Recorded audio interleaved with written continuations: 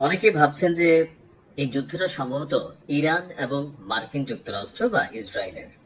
এর পেছনে কি আর কোনো রাষ্ট্র আছে?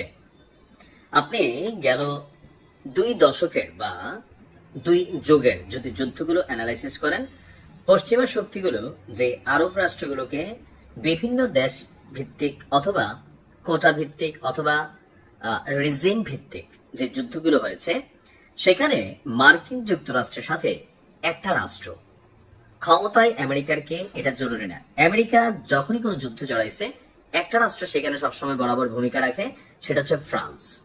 এর পাশাপাশি জার্মানি, যুক্তরাজ্য, ক্ষেত্র বিশেষে তাদের অবস্থান পরিবর্তন হলেও ফ্রান্সের অবস্থান কখনো পরিবর্তন হয়নি।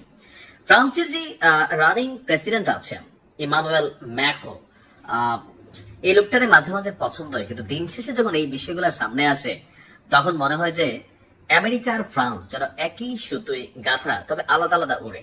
কিন্তু দিন শেষে আমেরিকা যেখানে হাত গুটায় এনে দ্বিতীয় কাজটা ফ্রান্স করে।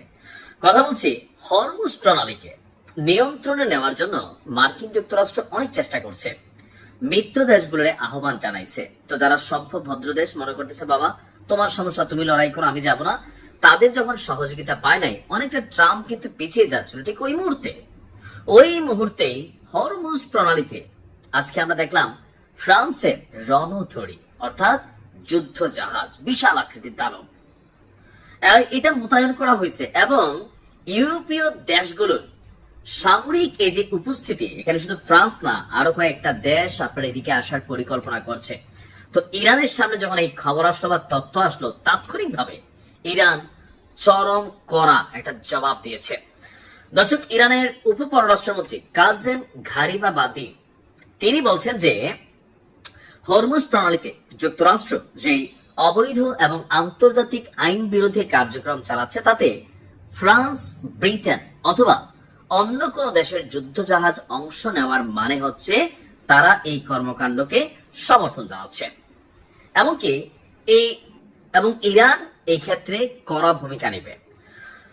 হরমুজ প্রণালীতে চলাচলকারী বাণিজ্যিক জাহাজগুলোর নিরাপত্তা এবং আত্মবিশ্বাস ফিরিয়ে আনার অজুহাতে সম্প্রতি ফ্রান্সের একটি বিমানবাহী রণতরী আপনার সেখানে মোতায়েনের সিদ্ধান্ত নেওয়া হয়েছে।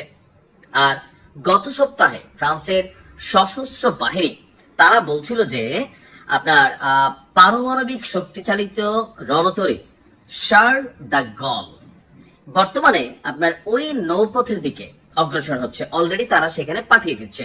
ফ্রান্সের প্রেসিডেন্ট ইমানুয়েল ম্যাক্রো এবং ব্রিটিশ প্রধানমন্ত্রী কিয়ার স্টারমার এই মিশনের নেতৃত্ব দিচ্ছেন।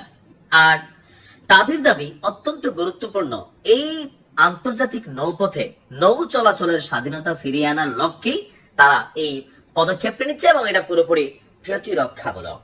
তো যখন তারা আন্তর্জাতিক আইনকে অনুসরণ করতে, সেটা কার বিরুদ্ধে যাচ্ছে? ইরানের বিরুদ্ধে যাচ্ছে। হরমুজ প্রণালী কে নিয়ন্ত্রণ করছে? ইরান নিয়ন্ত্রণ করছে। অর্থাৎ ইরানের বিরুদ্ধে পশ্চিমা রাষ্ট্র যারা আছে তারা মূল খেলোয়াড়গুলোকে আস্তে আস্তে সামনের সারিতে পাঠাচ্ছে। অর্থাৎ এই মুহূর্তে এই যুদ্ধ ফ্রান্স এটাতে কানেক্টেড হয়ে যাচ্ছে। যদিও ব্রিটেন বক্তব্য দিলেও তারা তাদের কোন যুদ্ধ জাহাজ এখনো পাঠায় নাই, যেটা পাঠাইছে ফ্রান্সের নেতৃত্ব দিচ্ছে আবার 2 দেশ, আর পিছনে আমেরিকা আছেই।